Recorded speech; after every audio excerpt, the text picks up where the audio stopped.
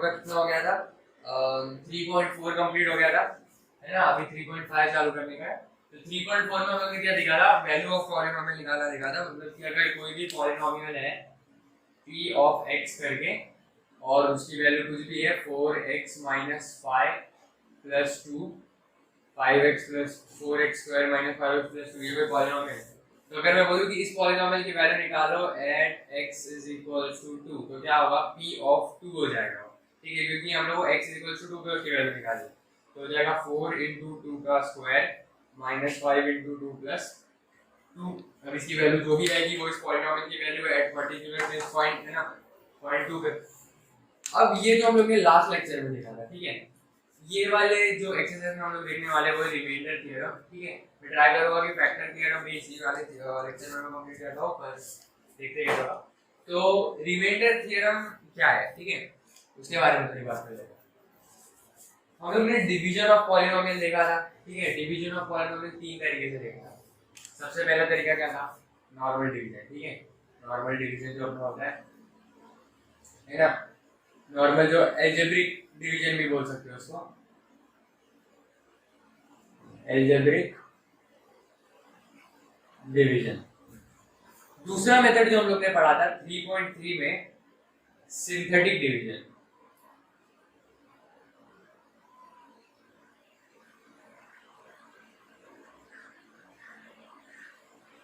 और जो थर्ड पढ़ा था वो था लीनियर मेथड ऑफ डिवीजन, ठीक है ना, लीनियर मेथड ऑफ डिवीजन। अब ये तीनों हम लोग एक एक करके नीचे क्यों आ जाएगा, देखो पहले हम लोग चाहे तो दुनिया का कोई भी पॉलिनोमियल हम लोग इस अलजेब्रिक डिवीजन से सॉल्व कर सकते हैं, पर हम लोग ने सिंथेटिक डिवीजन को क्यों अप्लाई किया, क्योंकि अलजेब्रिक डिवीजन का जो मेथड है वो काफी लंबा है, ठीक है, उसके लिए काफी लंबा कैलकुलेशन करना पड़ता है और काफी उसमें कैलकुलेशन मिस्टेक्स होने के चांसेस है। इसीलिए हम लोग ने अलजेब्रिक डिवीजन को हटा के सिंथेटिक डिवीजन को लाया। सिंथेटिक डिवीजन इसके कंपैरिजन में काफी इजी है, ठीक है, बहुत इजी है। इसके बाद हम लोग ने पढ़ा था लीनियर मेथड ऑफ डिवीजन, ठीक है, वो क्या है, वो सिंथेटिक डिवीजन से भी थोड़ा इजी है, पर काफी सारे स्टूडेंट्स हैं वो सिंथेटिक डिवीजन को प्रेफर कर रहे हैं, तुम्हारी चॉइस है। तो कोई भी पॉलिनोमियल को इससे भी डिवाइड करोगे, ऐसे डिवाइड करोगे, ऐसे डिवाइड करोगे, आंसर हमेशा सेम ही आने वाला है, ठीक है। डिवीजन का आंसर सेम है, इसी मेथड्स अलग अलग है। अभी हम लोग जो रिमाइंडर थ्योरम देखने वाले हैं वो डिवीजन के ऊपर ही है, ठीक है। उसमें थोड़ा सा 3.3 भी लगेगा, थोड़ा सा 3.4 भी लगेगा। तो पहले कांसेप्ट में ध्यान दें, थोड़ा कांसेप्ट इसका क्या होता है। तो सपोज कि मैं क्वेश्चन लेता हूँ, एग्जांपल 4x² और क्या है 4x² - x + 2, इसको अगर मैं डिवाइड करूं x + 2 से, ठीक है, x + 1 से, अगर समझो मैं इस पॉलिनोमियल को डिवाइड करूं x + 1 से, अब मेरे पास डिवीजन के काफी सारे तरीके हैं, ठीक है, मैं नॉर्मल डिवीजन कर सकता हूं, सिंथेटिक डिवीजन कर सकता हूं। तो मैं इसको सिंथेटिक डिवीजन से पहले ट्राई करता हूं करने की। तो सिंथेटिक डिवीजन हमने पढ़ा था, सिंथेटिक डिवीजन क्या था, सिंथेटिक डिवीजन में सबसे पहले क्या करना होता है कि जो ये डिवाइजर होता है, सॉरी, जो ये डिविडेंड होता है और ये डिवाइजर होता है ना, हम लोगों को क्या करना पड़ता है, पहले डिविडेंड को कोएफिशिएंट फॉर्म में लिखना पड़ता है। यानी कि डिविडेंड को हम लोगों को कैसे लिखना है, कोएफिशिएंट फॉर्म कैसे आएगा इसका 4, -1, 2, ठीक है, ये इसका डिविडेंड फॉर्म है। अब हम लोग को इसके बाद क्या करने का है कि यहाँ पे, हाँ, हम लोग ने यहाँ पे x + 1 लिया है, ठीक है, x + 1 लिया है, तो इसमें से हम लोग को कंसीडर क्या करना पड़ता है, ये वाला जो वैल्यू है, ठीक है, -1 कंसीडर करना पड़ता है। ये वाला जो वैल्यू है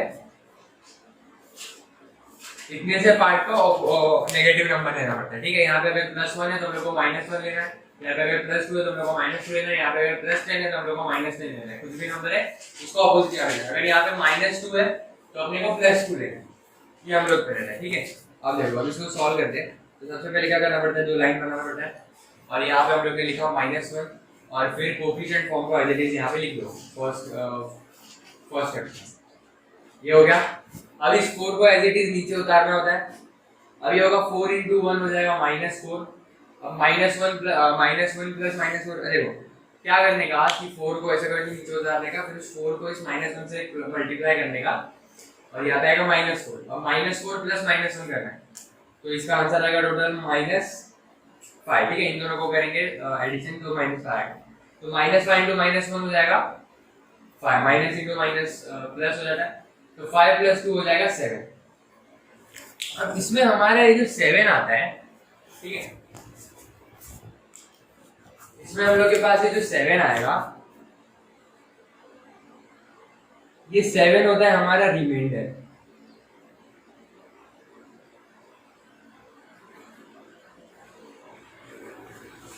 ये 7 कैसा होता है हमारा रिमाइंडर। ठीक है, और ये इतनी सी जो पार्ट बची,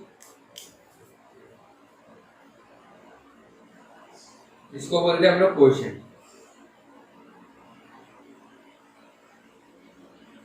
ठीक है, ये जो इतना सा पार्ट बचा उसको बोलते हैं हम लोग क्वोशिएंट, और इस पार्ट को बोलते हैं हम लोग रिमाइंडर।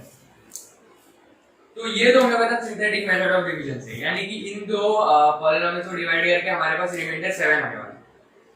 तो अभी इसमें तुम लोग पूछोगे रिमाइंडर थ्योरम कहाँ आएगा, इसके बाद होगी। ठीक है, तो रिमाइंडर हमारा आया 7, तो हम लोग को याद रखने का। अब देखो, नॉर्मली अगर तुम लोग अलजेब्रिक डिवीजन करोगे, यानी कोई भी दो नंबर्स का डिवीजन करो, जैसे कि समझो 22/4, इसको कैसे करोगे, 4 1 जा 4, या फिर ऐसे करोगे 4 5 जा 20, ये हो जाएगा इधर 2, इधर आएगा पॉइंट, इधर आएगा 2, इधर आएगा 5, तो आंसर है तुम लोग का 5.5। और यहाँ पे जो रिमाइंडर आएगा वो आएगा 0। तो जब तुम लोग नॉर्मल डिवीजन करते हो तब तुम्हारा रिमाइंडर आता है 0, और जब तुम लोग नॉर्मल डिवीजन करते हो तो रिमाइंडर आता है 0 और क्वोशिएंट आता है 5.5।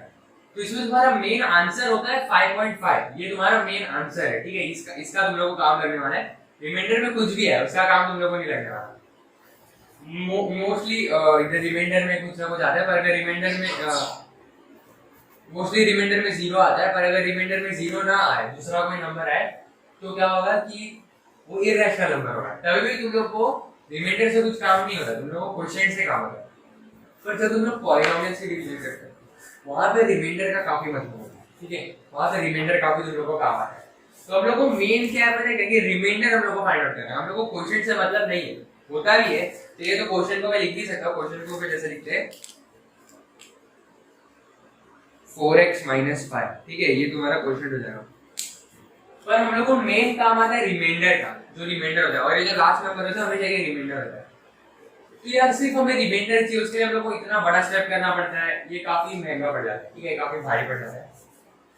तो हम लोग इसके लिए रिमाइंडर थ्योरम यूज करते हैं। ठीक है, अब देखो, अब इसमें रिमाइंडर थ्योरम हमें क्या होता है, इतना सा पार्ट पहले सब लिख लो, फिर मैं को रब कर देता हूं। ठीक है, तो मैं यहाँ पे लिख के रखता हूं ऊपर कि रिमाइंडर हमारा 7 आया है। ठीक है,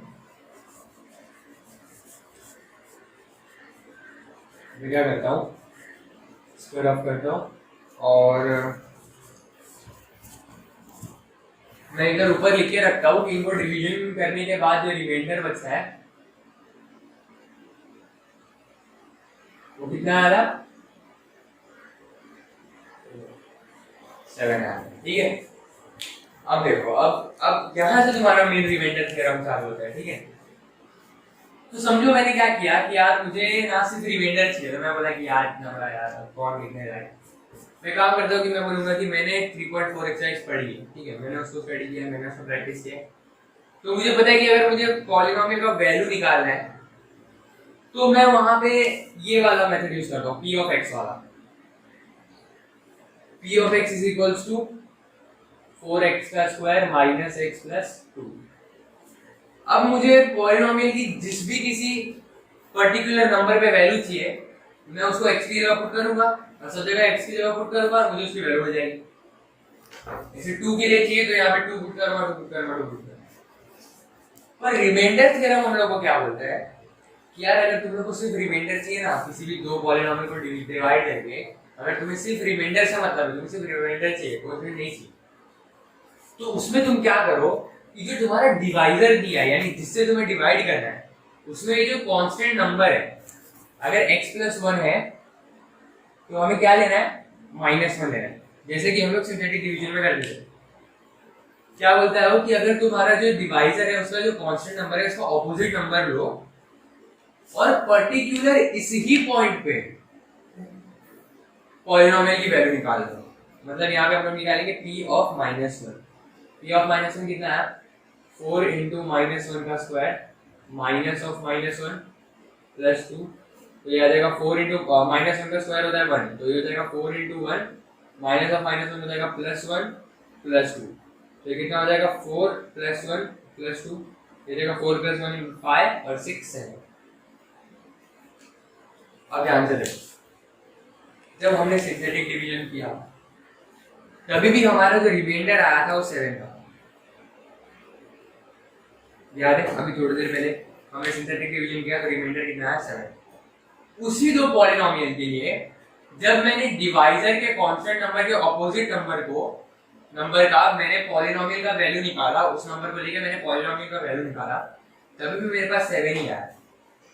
यही है रिमाइंडर थ्योरम कि अगर तुम लोग को सिर्फ रिमाइंडर चाहिए किसी दो पॉलिनोमियल को डिवाइड करके, तो क्या करो कि जो डिवाइजर है उसका जो कांस्टेंट नंबर है उसका ऑपोजिट नंबर ले लो। जैसे अगर यहाँ पे +1 है तो उसका -1 ले लो और उस नंबर को लेके पॉलिनोमियल के हर एक x में पुट कर दो जिधर वेरिएबल दिखेगा। अगर समझो y के टर्म्स में पॉलिनोमियल लिखा तो y, z के टर्म्स में तो z, n के टर्म्स में तो n, उस नंबर को लेके हर एक वेरिएबल में पुट कर दो, उसके बाद जो आंसर आएगा वो तुम्हारा रिमाइंडर होगा।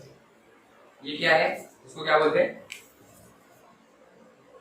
Remainder theorem.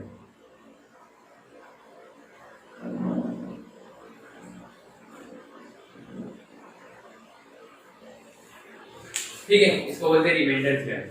क्लियर है? तो ये हम लोग का रिमाइंडर थ्योरम था। ठीक है, इतना लिखा पहले, फिर मैं आगे का बताता हूँ।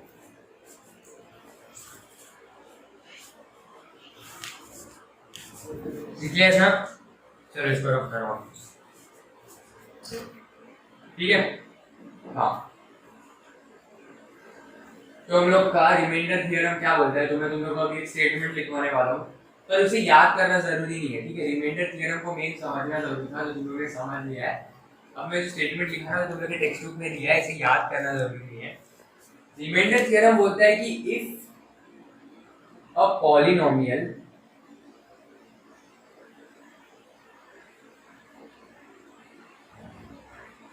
p of x is divided by x plus a। क्या बोला मैंने, if a polynomial p of x, देखो तुम लोगों ने ध्यान दिया होगा तब तक मैंने सारे पॉलिनोमियल को p of x के टर्म्स में रिप्रेजेंट किया। अब भले वो पॉलिनोमियल y के टर्म्स में लिखा हो तो यहाँ पे y आ जाएगा। ठीक है, वो समझने वाली बात है। Is divided by x plus a। अभी देखो यहाँ पे x plus a क्यों बोला है, देखो हम लोग कोई भी पॉलिनोमियल को डिवाइड करते हैं तो वो कुछ ऐसा होता है x plus 20, x minus 8, x plus 2 ऐसा होता है। तो यहाँ पे जो a है ना, a वो कांस्टेंट नंबर है, वो नंबर है जो x के साथ आता है या y के साथ आता है या z के साथ आता है या m के साथ आता है, पॉलिनोमियल का जो डिवाइजर होता है ना उसमें।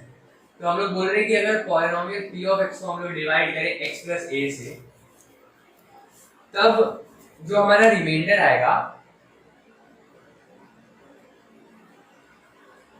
then the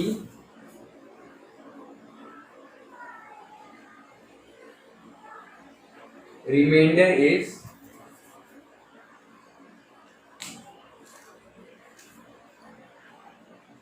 p of minus a। देखो मैंने एक पॉलिनोमियल लिया p of x, ठीक है।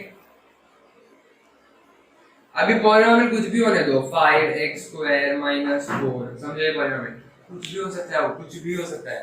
ठीक है, कुछ भी पॉलिनोमियल हो सकता है, कोई भी। ये पॉलिनोमियल मैंने लिया, ठीक है, इसको मैंने इस इक्वेशन में नाम दिया p of x। अब मैं क्या किया, इसको डिवाइड किया x plus a से। x plus a मतलब क्या, प्लस a की जगह पे मतलब मैं कोई भी नंबर डाल सकता हूँ, 2 या ऐसा भी लिख सकता हूँ x minus 3, तब a की वैल्यू हो जाएगी -3। ठीक है, कोई भी नंबर ले सकता हूँ, पर समझो मैं x plus 2 ले रहा हूँ। अगर मैं इन दोनों को डिवाइड करूं तो मेरा जो रिमाइंडर आएगा वो मैं दूसरी तरीके से भी निकाल सकता हूं। कैसे, मैं क्या करूंगा, p of माइनस ए ले लूंगा, यानी यहाँ पे p of x था, मैं कर दूंगा p ऑफ माइनस ए, यानी इस पॉलिनोमियल की वैल्यू माइनस ए के लिए निकालूंगा। माइनस ए क्या है, ए, ये इसको मैंने ए नाम दिया, ये जो यहाँ पे नंबर होता है ना कोई भी नंबर उसको मैंने ए नाम दिया, तो उसी ए को मैं इधर बिठाऊंगा, वो भी उसका नेगेटिव नंबर, अगर वो नेगेटिव है तो उसका पॉजिटिव कर दूंगा, तो हो जाएगा p ऑफ माइनस ए का स्क्वायर माइनस 4, जहाँ जहाँ पे x लिखा वहाँ पे माइनस ए लिखा, ठीक है। तो ये तुम लोग का हो गया रिमाइंडर थ्योरम। रिमाइंडर थ्योरम क्या होता है, इसमें कुछ क्वेश्चन करते हैं तो तुम लोगों को क्लियर हो जाएगा, ठीक है। इसमें लिख लो पहले, तो तुम लोगों को सॉल्व एग्जांपल करवा दूं, ठीक है। इसको याद रखना जरूरी है, तुम लोगों को मेन था कि तुम लोग को रिमाइंडर थ्योरम का कांसेप्ट याद हो जाए, ठीक है।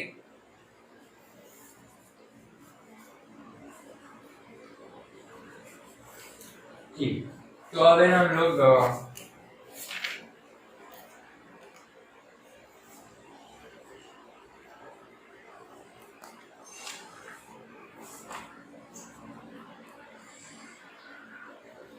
क्वेश्चन करते हैं एग्जांपल का।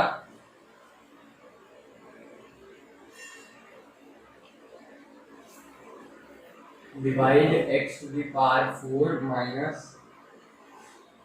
5x square minus 4x by x plus 3, ठीक है। अब देखो, तो ये तुम लोग का टेक्स्ट बुक का सॉल्व एग्जांपल है, पेज नंबर 15 में का। तो इसमें क्या बोला है कि हम लोग को इस पॉलिनोमियल को डिवाइड करना है x प्लस 3 से। अब कैसे करेंगे, और हम लोग को सिर्फ रिमाइंडर से मतलब है, यहाँ पे क्वेश्चन में दिया है एंड फाइंड द रिमाइंडर, ठीक है। क्वेश्चन में दिया है एंड फाइंड द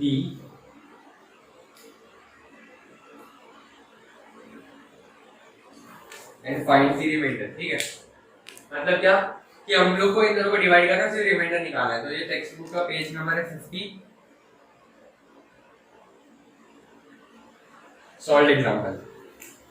अब इसको सॉल्व करके देखो, इसमें हम लोग को क्या बोला है कि ये पॉलिनोमियल दिया है, ये डिवाइजर दिया है, हम लोग को रिमाइंडर निकालना है। तो कैसे करेंगे, पहले तो p ऑफ x लिख देते हैं, यानी कि पॉलिनोमियल लिख देते हैं x के टर्म्स में जो दिया है x to the power 4 minus 5x square minus 4x। अब अगर यहाँ पे हम लोग रिमाइंडर थ्योरम यूज करें,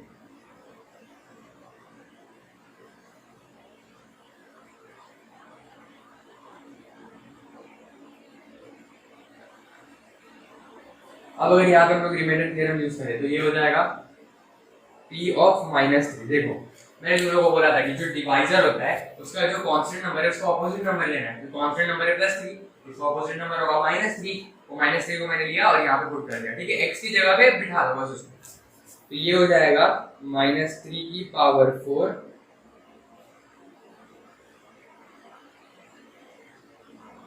-5 -3 की पावर 2 -4 -2, तो ये हो जाएगा -3 की पावर 4 कितना हो रहा है, देखो 3 3 जा 9 9 3 जा 8 7 3 जा 81। अब देखो मैंने तुम लोगों को बताया था किसी भी नेगेटिव नंबर का अगर इवन पावर है तो आंसर प्लस आएगा, पॉजिटिव आएगा। अगर किसी नेगेटिव नंबर का ऑड पावर है, अगर यहाँ पे पावर 5 होता है जो ऑड नंबर है, तो यहाँ पे आंसर नेगेटिव में आता है, ठीक है। तो अगर आंसर पॉजिटिव में आएगा, ये हो जाएगा 81 और ये हो जाएगा -9 हो जाएगा -45 प्लस 8, 4 2 8 और माइनस माइनस प्लस, तो ये कितना हो जाएगा 81 माइनस 45 प्लस 8 45 ना, तो ये हो जाएगा 35, ठीक है। जाएगा 35 36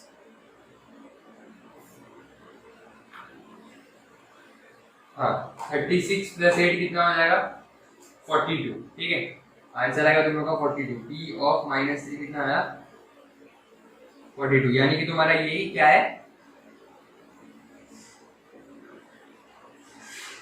रिमाइंडर है, ठीक है। कंफ्यूज नहीं होना, देखो बहुत सिंपल है। तुम लोग को ना एक इक्वेशन दे दिया रहेगा, पॉलिनोमियल दे दिया रहेगा और एक डिवाइजर दे दिया रहेगा।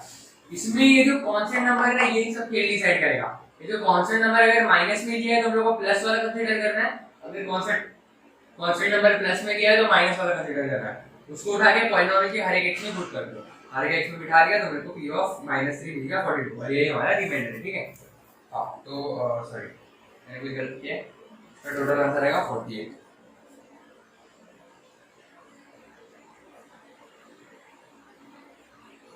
ठीक है, तो इतना लिख लो फिर आगे बढ़ते हैं।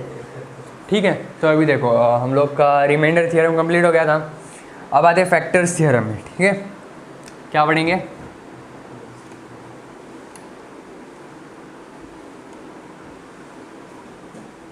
फैक्टर्स थ्योरम सब पॉलिनोमियल पे बेस्ड होने वाले। अब ये क्या बोलता है, पॉलिनोमियल छोड़ो, नॉर्मल फैक्टर्स क्या होते हैं? फैक्टर्स के बारे में हम लोग ने क्या पढ़ा था? समझो मैं 21 को डिवाइड कर रहा हूँ 7 से, तो इसका आंसर कितना आएगा? 7 1 7, 7 3 21, तो आंसर आया 3। अब इसके पीछे की मैकेनिक समझो क्या हुआ है। ये 21 को जब मैं डिवाइड करूँगा 7 से तो हो जाएगा 7 7 3 21, तो आंसर आया 0। हम लोग कहते हैं कि 7 इज़ दी फैक्टर ऑफ 21। ठीक है, हम लोग क्या बोलते हैं कि 7 इज़ दी फैक्टर ऑफ 21। इसका मतलब क्या होता है कि हम लोग किसी भी नंबर को, किसी भी नंबर का फैक्टर कब बोलते हैं? जब उसको उससे डिवाइड करने पे आंसर 0 आए। यानी कि जब 7 को 21 से डिवाइड कर दे तो आंसर 0 आता है। इसका मतलब ये है कि 7 जो है वो 21 का फैक्टर है। फॉर एग्जाम्पल 6 36, जब मैं इसको 6 से डिवाइड करूँगा तो आंसर आएगा 36, आंसर आएगा 0। यानी कि जो 6 है वो 36 का फैक्टर है। यानी कि जब 6 को 36 से डिवाइड करेंगे, ठीक है, सॉरी 36 को 6 से डिवाइड करेंगे तो आंसर 0 आएगा। रिमाइंडर में हमारे पास 0 बचना चाहिए, तभी हम उस नंबर को इसका फैक्टर बोल सकते हैं। ठीक है, तो जो 6 है वो 36 का फैक्टर, तो आंसर कितना आएगा? 6 आएगा। तो समझ गया फैक्टर का क्लियर मतलब समझ गया? ये हम लोग ने बहुत पहले ही देखा था, ये सब चीज़ के बारे में बहुत पहले ही मालूम था, फैक्टर्स क्या होते क्या नहीं होते। अब ज़रा पॉलिनोमियल्स के फैक्टर देखते हैं। बिल्कुल इसी तरह जब हम लोग जैसे बोले कि रिमाइंडर में आंसर 0 आना चाहिए तो अब फैक्टर हम लोग कह सकते हैं, वैसे ही पॉलिनोमियल में अगर हमारा रिमाइंडर 0 आए, किसी दो पॉलिनोमियल्स को डिवाइड करके अगर हमारा रिमाइंडर 0 आए तो हम लोग उसे फैक्टर्स बोल सकते हैं। ठीक है, फॉर एग्जाम्पल मैं एक एग्जाम्पल ले लेता हूँ, टेक्स्ट बुक का ही लेता हूँ। पी ऑफ एक्स इसमें दिया है x³ + 4x - 5।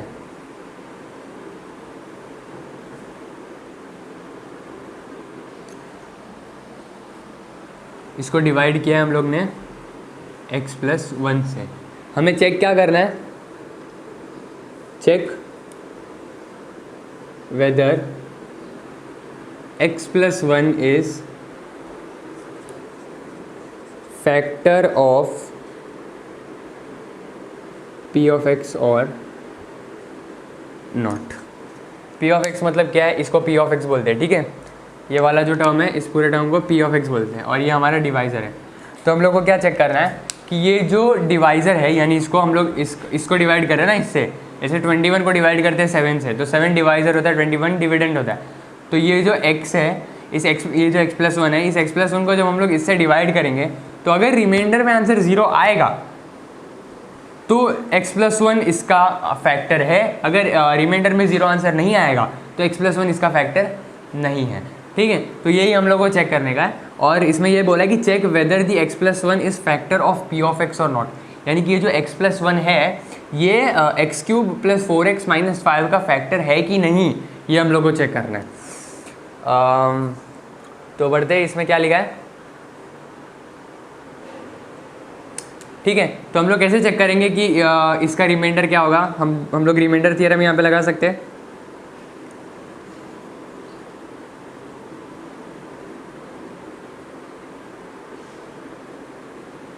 Bye remainder theorem.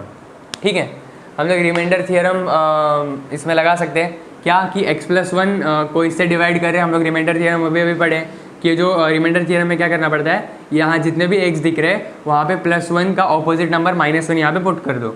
यहाँ पे अगर +2 होता तो -2 पुट करते हैं। तो यहाँ पे पुट करते हैं हम लोग पहले p of x is equals to -1 का क्यूब + 4 × -1 -5, तो हो जाएगा -1 का क्यूब होता है -1 -4 -5, तो -1 -5 कितना हो जाएगा?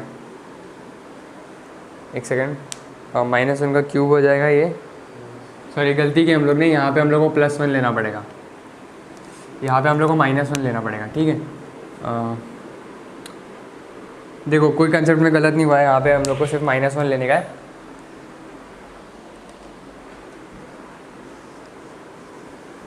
इसको भी मैं रफ कर देता हूँ,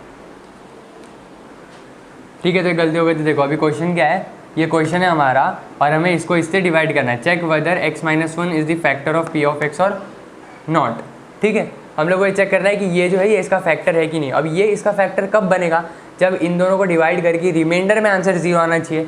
और हमें रिमाइंडर कैसे पता चलता है, रिमाइंडर थियरम से हम लोग रिमाइंडर को जान सकते हैं, ठीक है। अभी अभी जस्ट हम लोग ने पढ़ा कि रिमाइंडर थियरम क्या होता है। रिमाइंडर थियरम क्या होता है कि जो डिवाइजर होता है उसका जो कांस्टेंट नंबर है, इसका जब हम लोग ऑपोजिट नंबर लेंगे और x के हर एक वैल्यू में पुट करेंगे तो जो आंसर निकल के आएगा वो हमारा है रिमाइंडर, ठीक है, इस पॉलिनोमियल का रिमाइंडर। तो हम लोग रिमाइंडर थियरम की मदद से इस पॉलिनोमियल का रिमाइंडर निकाल सकते हैं। कैसे निकालेंगे, p of x is equals to x³ plus 4x minus 5। अब हम लोग रिमाइंडर थियरम यहाँ पे लगाएंगे और p ऑफ -1 निकालेंगे, ठीक है, सॉरी p ऑफ +1 निकालेंगे। यहाँ पे देखो अगर +1 दिया रहता है तो -1 लेने का, -1 दिया रहता है तो +1 लेने का, ठीक है। जो भी नंबर जिस भी किसी भी कंडीशन में दिया रहेगा उसको ऑपोजिट नंबर लेने का। तो +1 लिया हम लोग ने, तो ये हो जाएगा 1³ प्लस 4 × 1 -5। तो हो जाएगा 1³ होता है 1, इधर 4 आएगा ना, 4 × 1 होता है 4, ठीक है। तो इसका आंसर कितना आ जाएगा टोटल 5 -5 और आंसर आ गया 0। यानी कि देखो ध्यान से देखो कंफ्यूज होने की ज़रूरत नहीं है। ये वाला जो पॉलिनोमियल था हमें इसको इससे डिवाइड करना है और ये चेक करना है कि ये जो है इसका फैक्टर है कि नहीं। अब फैक्टर्स कैसे डिसाइड होते हैं, अभी मैंने बताया दो नंबर एक दूसरे के फैक्टर एक के फैक्टर है कि नहीं, कैसे डिसाइड होंगे। जैसे 7 / 21, 721 का फैक्टर होता है, ये हम लोग को पहले से मालूम है, होता है, ठीक है। नहीं मालूम तो अभी जान लो, होता है। और ये फैक्टर हम लोग कब डिसाइड करते हैं, जब इन दोनों को डिवाइड करके रिमाइंडर में आंसर 0 आ जाए, तब हम लोग उसको फैक्टर बोलते हैं, ठीक है। तुम लोग इधर ध्यान दो ना जरा, क्या कर रहे हो, रखना अभी बाद में ले। तो आंसर रिमाइंडर में 0 आना चाहिए, तब हम लोग बोल सकते हैं कि 721 का फैक्टर है। तो वैसी पॉलिनोमियल्स में होता है, इन दोनों को डिवाइड करके जब आंसर रिमाइंडर में 0 आ जाए तो हम लोग बोल देंगे कि हाँ ये x-1 है, ये इस पॉलिनोमियल का फैक्टर है, ठीक है। तो अभी देखो, अब इसको यहाँ पे ऐसे ही करने का है। तो हम लोग को सबसे पहले इसका क्या ढूंढना पड़ेगा, इन दोनों पॉलिनोमियल्स के डिवीजन का रिमाइंडर चाहिए ना। रिमाइंडर 0 आया तो फैक्टर है, 0 नहीं आया तो फैक्टर नहीं है, तो रिमाइंडर तो ढूंढना पड़ेगा। तो रिमाइंडर कैसे लगाएंगे, by remainder theorem. Remainder theorem से हम लोग ने क्या किया, ये -1 को लेके हर एक वैल्यू में पुट कर दिया। अब इस हर एक वैल्यू में पुट किया तो मेरे पास p ऑफ +1 क्या आया, p ऑफ +1 ही आएगा ना। देखो ये सब चीज़ रिमाइंडर थियरम में बता दिया है। -1 की जगह पे x की जगह पे +1 ले लिया, ठीक है, इसका ऑपोजिट नंबर लेना पड़ता है। तो +1 लेके आंसर पुट किया और आंसर आया हमारे पास 0, ठीक है। आंसर 0 आया। आंसर 0 आने का मतलब क्या है कि जो x-1 है वो इसका फैक्टर है, ठीक है। ये हम लोगों को यहाँ पे कंफ्यूजन मिलता है। वैसे ही अगर सेम आंसर 0 नहीं आता है तो वो उसका फैक्टर नहीं होता, ठीक है। तो इसमें ज़्यादा दिमाग लगाने की जरूरत नहीं है, ये तुम लोगों को सिर्फ क्वेश्चन एग्जाम में आते हैं, इसका कोई बहुत ज़्यादा यूज होता नहीं है। पर इस चीज़ को याद रखना है कि कोई पॉलिनोमियल किसी का फैक्टर हम लोग कब कह सकते हैं, जब दोनों को डिवाइड करके रिमाइंडर में आंसर 0 आ जाए, ठीक है। तो इसको तुम लोग लिख देना कि x-1 is the factor of ये, ठीक है। मैं यहाँ पे लिख देता हूँ, इसको रफ कर दो, ऊपर से इतना लिख लो पहले, ठीक है, इतना लिख लो। मैं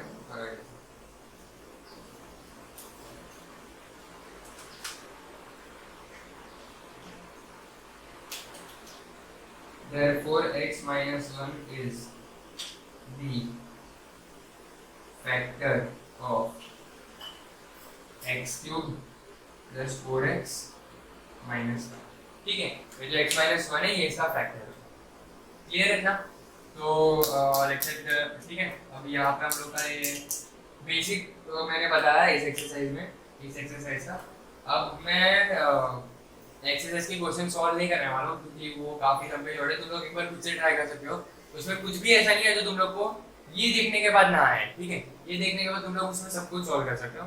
बट मैं जो थोड़े अच्छे क्वेश्चन है उसमें के वो सॉल्व करने की ट्राई करूँगा। मैं उसके ऊपर एक अलग लेक्चर बनाऊंगा, उसमें जो अच्छे वीडियोज है उसके ऊपर एक अलग वीडियो बनाऊंगा, ठीक है। तो हो गया, आज का लेक्चर कंप्लीट।